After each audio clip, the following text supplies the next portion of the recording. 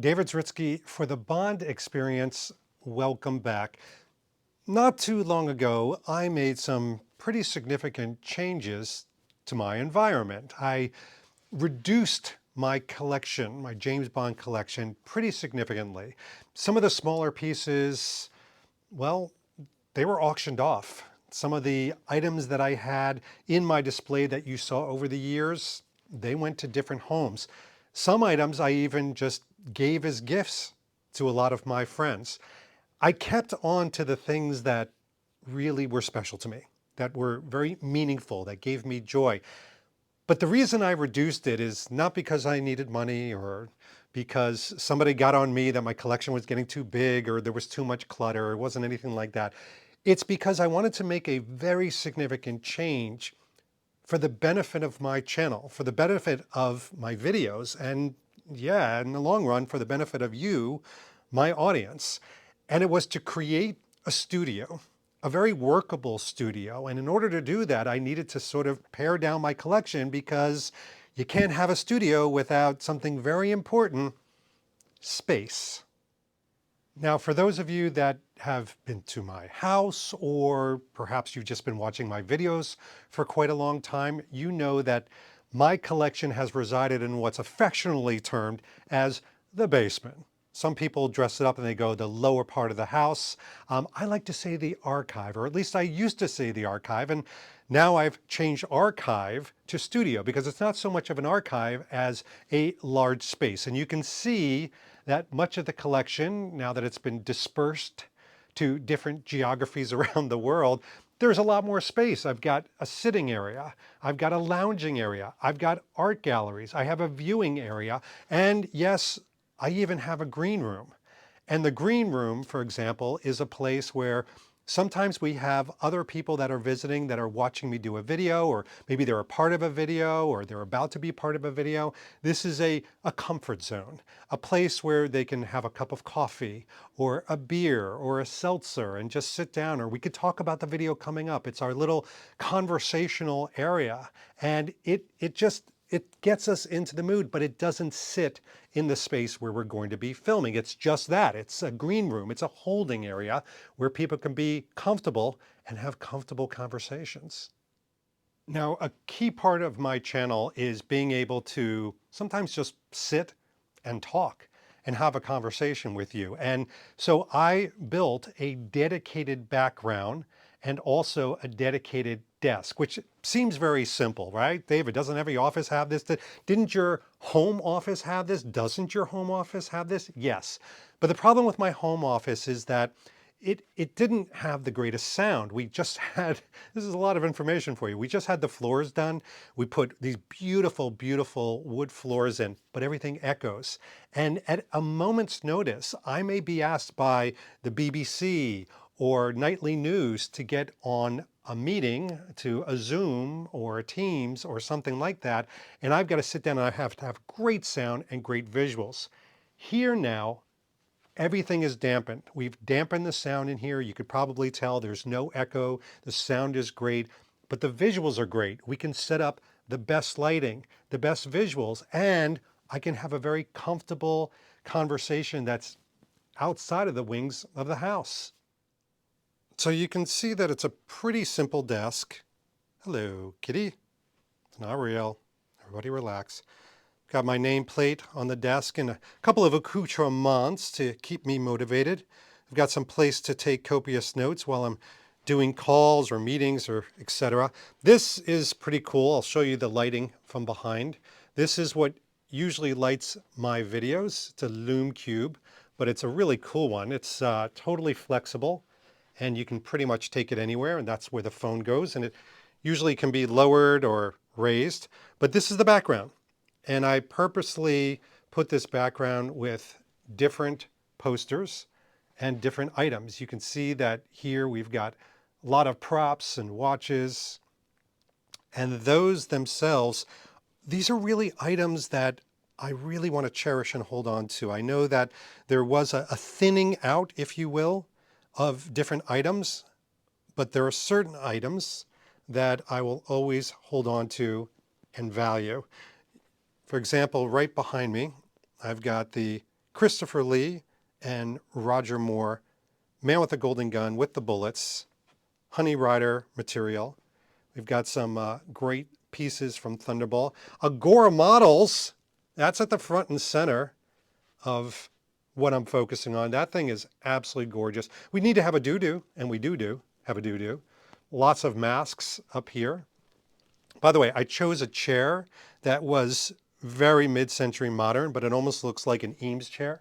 You can see right here, it's got the wood in the back, but unbelievably comfortable. And then over here, I'll show you this side. I have a whole row. And by the way, as you look at these things from GoldenEye and Diamonds Are Forever and Casino Royale and even Goldfinger, there isn't a major rhyme and reason for me displaying this other than these are items that I like. These are items that I want on film. These are items, these are props, these are gadgets that have made an impact with me. And because of that, there's a certain cherishing that goes on. These don't always need to be the freshest things, but they're things that have made an impact with me. And so therefore, I want them close.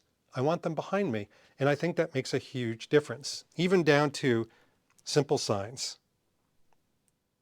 As it's always been, it's really important for me to have interesting visuals in the background of my videos. So that doesn't change with the studio, but I did revamp things. I've combined some of my favorite looks and pieces together. For example, you're seeing a lot of Daniel Craig things in the background. That's so depending on if I'm talking about accessories, I can highlight the accessories. And again, as the background to the studio and the desk area does, everything is modular.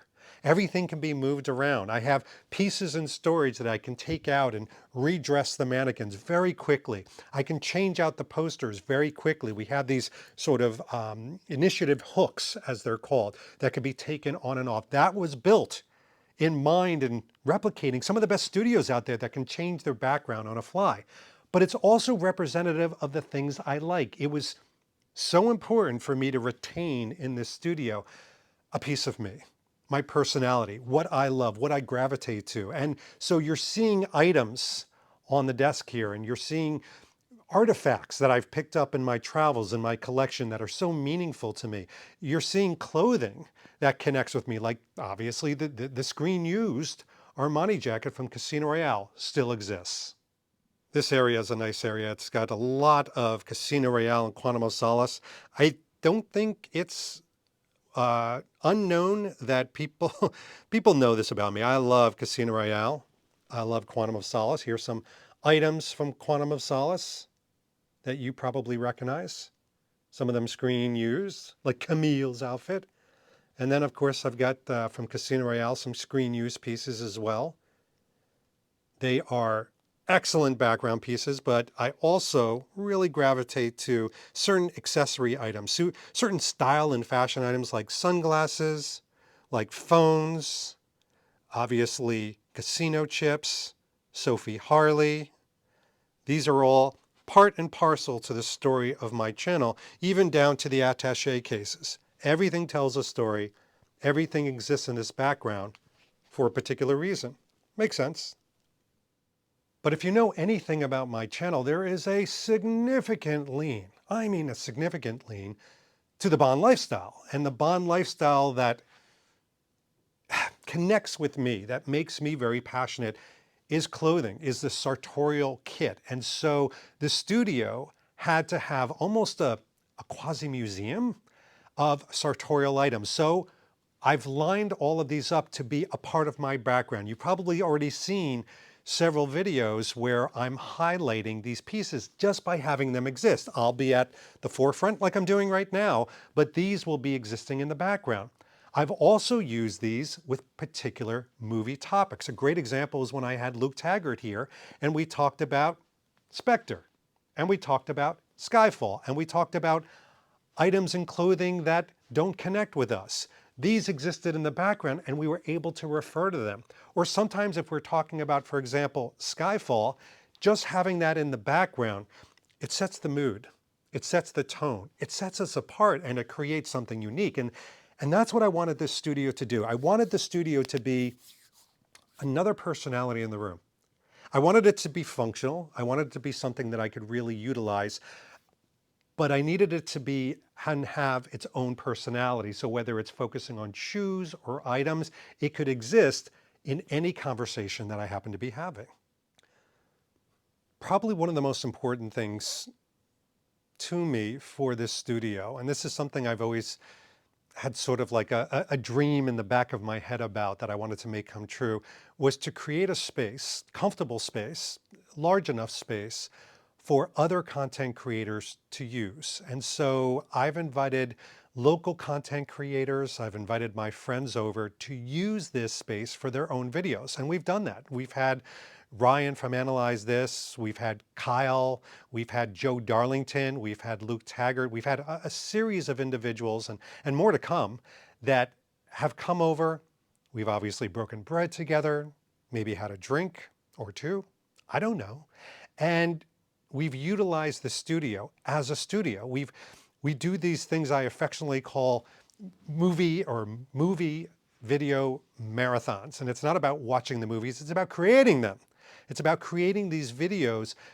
Maybe they have 4 or 5 topics and we'll just go through. And I wanted a space where people could dress it to their own imagination. Not everybody has a large enough space to do these type of videos, but certainly most people don't have the artifacts, the props, the items, the clothing.